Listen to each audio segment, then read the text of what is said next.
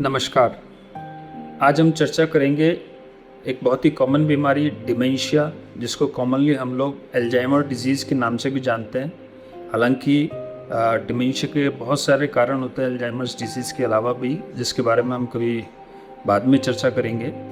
आज हम मेनली चर्चा करेंगे कि अल्जाइमर्स के पेशेंट्स को और केयर गिवर्स को डे टू डे रूटीन में क्या प्रॉब्लम्स आती है और कैसे उनको हैंडल हमें करना चाहिए।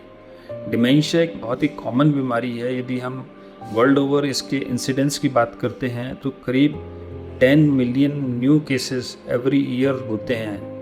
मतलब हर 3.2 सेकंड में एक नया डिमेंशिया का पेशेंट दुनिया में डायग्नोज हो रहा है।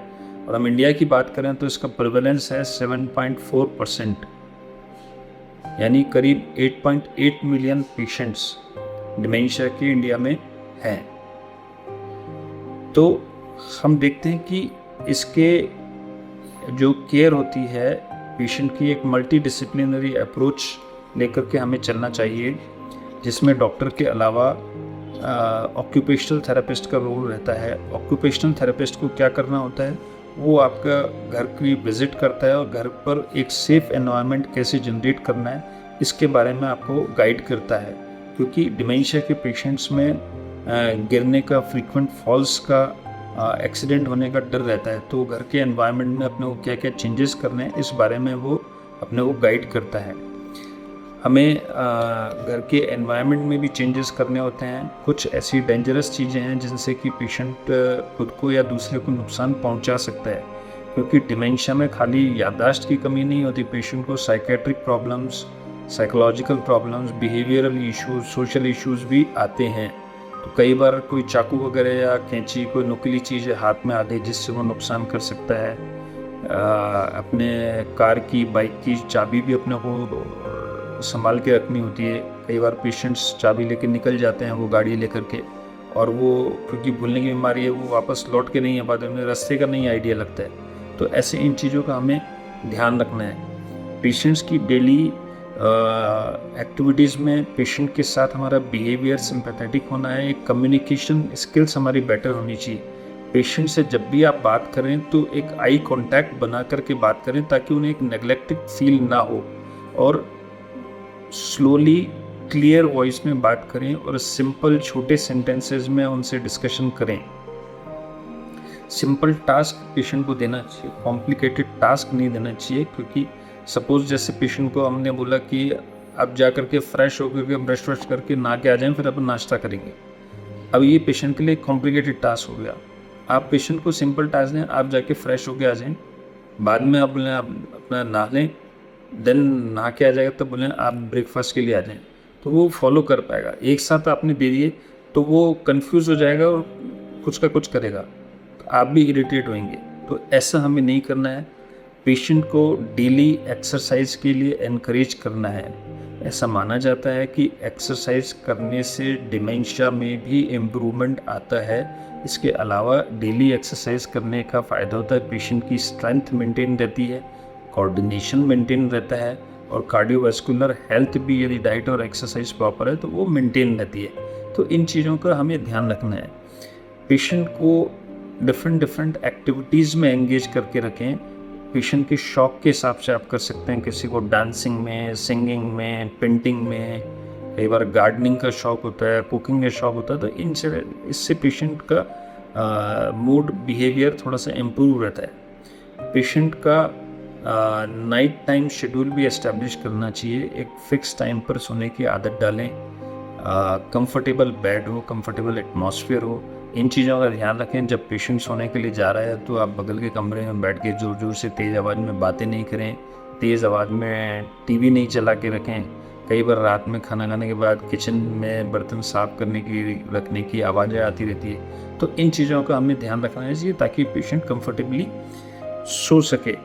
और कभी भी रूम में एकदम अंधेरा ना करें रात के समय। पेशेंट के रूम में भी एक डिम लाइट रहनी चाहिए, बाहर हॉल में डिम लाइट रहनी चाहिए, बाथरूम में लाइट्स ऑन रखनी चाहिए। अदरवाइज़ क्या अंधेरे में गिरने का डर रहेगा। प्लस कई बार पेशेंट कंफ्यूज हो जाता है कि मेरे को कहाँ जाना है। वो बाथरूम की जगह पता लगा किचन में चला गया, वहाँ टॉयलेट कर दी। तो फिर इन चीज़ों को मैनेज करना बड़ा मुश्किल काम होता है। एक पेशेंट के हमें यदि पेशेंट बेटर स्थिति में है तो एक कैलेंडर मेंटेन करके रखना चाहिए। पेशेंट से भी वो कैलेंडर शेयर करना चाहिए कि इस महीने हमें ये टास्क करने हैं। किसी फ्रेंड की शादी है, रिलेटिव के घर में मैरिज है, बर्थडे पार्टी है, तो उससे डिस्कस करेंगे हमें इस तारीख को यहाँ जाना है या कहीं बाहर जाने का प्रोग्राम है, तो वो उनसे डिस्कस करना चाहिए। एक फिक्स्ड शेड्यूल रहना चाहिए पेशेंट को। मॉर्निंग में उठना है, आपको ब्रेकफास्ट करना है, न्यूज़पेपर पढ़ना है, स्पोर्ट्स एक्टिविटीज़ करनी है। इसी तरह से फ्यूचर प्लानिंग को लेकर के भी डिस्कस करना चाहिए। डिमेंशिया का पेशेंट है, आपको बैंकिंग में प्रॉब्लम आएगी, पेशेंट साइन करना भूल जाता है, तो आपको अपने बैंकर से भी डिस्कस करके डॉक्टर से सर्टिफिकेट लेकर के सिग्नेचर की जगह थंब इम्प्रेशन करें या कोई को सिग्नेचर आप अपॉइंट करें, दूसरा आदमी भी जॉइंट अकाउंट करें।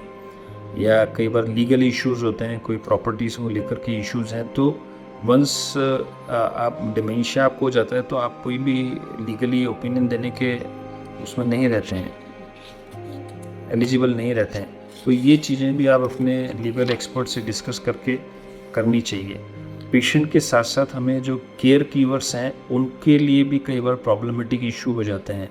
उन्हें भी अपनी खुद की फिज़िकल, मेंटल, सोशल वेलबींग पर ध्यान देना चाहिए। जब डिमेंशिया का पेशेंट होता है तो कई बार आप खुद भी हाउस बाउंड हो जाते हैं, केयर गिवर्स, आप बाहर जाना सोशली कट ऑफ हो जाते हैं, तो वो भी आपको ध्यान देना चाहिए।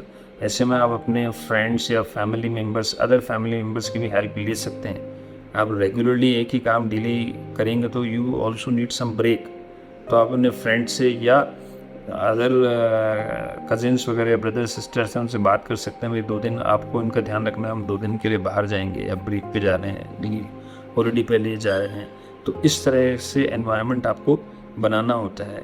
कोई अपनी खुद की स्पिरिचुअल हेल्थ, इमोशनल हेल्थ पर भी ध्यान देना होता है। कई तरह के सपोर्ट ग्रुप सोसाइटी में बने होते हैं जो इस तरह के पेशेंट्स की हेल्प भी करते हैं और गाइड भी करते हैं, तो वो भी आप ज्वाइन कर सकते हैं। कई बार ये पेशेंट्स में हमने देखा है कि साइकेट्रिक प्रॉब्लम होती है, सस्पिशियस बिहेवियर हो जाता है। घर में कौन ध्यान रखना होता है, भाई डॉटर इन लॉ बहू है, वो ध्यान रखनी होती है। तो बिकॉज ऑफ दिस डिजीज़ वो कई बार ऐसे बोल देते हैं कि नहीं, मेरे को टाइम से खाना नहीं देती या मेरे को एब्यूज़ करती है, पिटाई कर दी मेरी।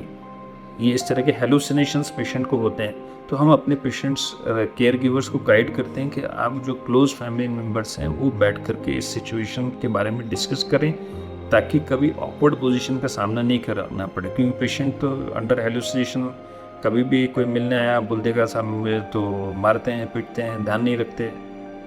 तो ये फैमिली मेम्बर्स को पता होना चाहिए कि भाई इस तरह की सिचुएशंस आ सकती हैं और इन्हें किस तरह से हैंडल करना है। तो बहुत सिंपैथेटिकली हमें इस तरह की प्रॉब्लम्स को डील करना होता है। Thank you.